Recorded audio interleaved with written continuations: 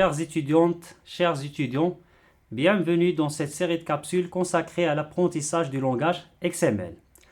Toujours dans le contexte de la structure d'un document XML, aujourd'hui, nous allons découvrir les principaux composants de la structure. Dans cette séquence, nous allons explorer les fondements de la structure d'un document XML en commençant par le prologue qui définit son en-tête. Nous introduirons ensuite la déclaration de type de document, puis les instructions de traitement. Enfin, nous présenterons les éléments et les attributs qui constituent les composants essentiels d'un document XML. En général, un document XML est composé d'un prologue appelé aussi en-tête, de la déclaration de type de document, des instructions de traitement, d'un corps qui est la partie la plus importante qui contient les données ainsi que leur structure et éventuellement des commentaires. Le prologue est parfois considéré comme une instruction de traitement. C'est une déclaration qui indique l'application traitant le document XML, les informations spécifiées par les attributs de la syntaxe suivante. L'attribut version indique la version de la norme XML, soit 1.0 ou bien 1.1. À signaler que la majorité des documents XML sont en version 1.0. Encoding est un attribut optionnel qui indique le codage des caractères utilisés. Le codage par défaut est UTF-8. Standalone est aussi un attribut optionnel qui indique si le document est autonome, dans ce cas prend la valeur yes, ou bien le document dépend d'autres documents externes comme une DTD, dans ce cas prend la valeur no. La valeur par défaut de cet attribut est no. Le prologue est aussi optionnel. Si celui-ci n'est pas déclaré, l'application utilise les valeurs par défaut des attributs. De plus, le prologue doit être déclaré au début du document sans espace ni retour à la ligne avant celui-ci.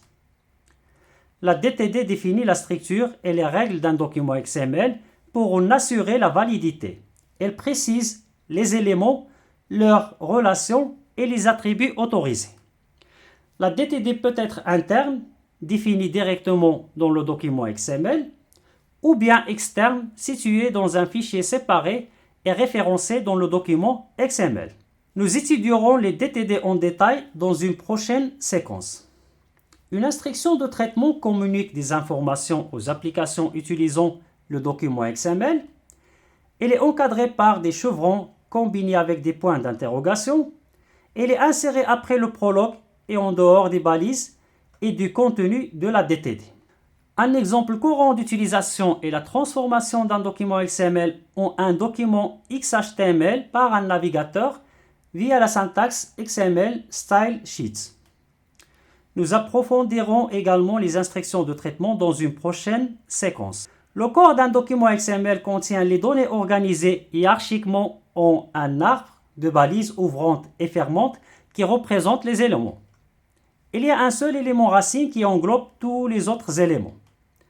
Chaque élément peut être complété par des données supplémentaires appelées attributs, qui peuvent être insérés dans la balise ouvrante de l'élément. Dans l'arbre suivant, le nœud racine est étudiant. Ce nœud correspond à l'élément racine étudiant qui englobe tous les autres éléments.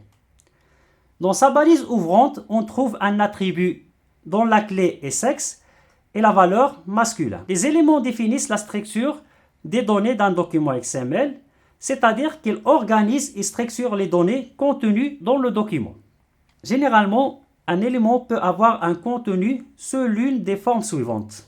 Un contenu simple lorsqu'il s'agit d'un élément ayant un contenu purement textuel.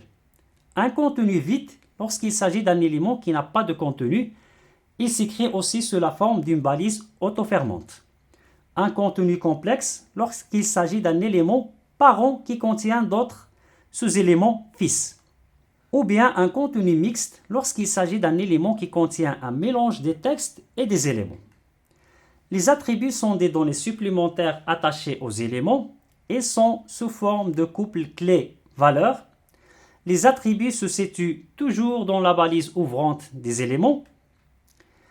Les valeurs sont délimitées par des guillemets doubles ou bien simples.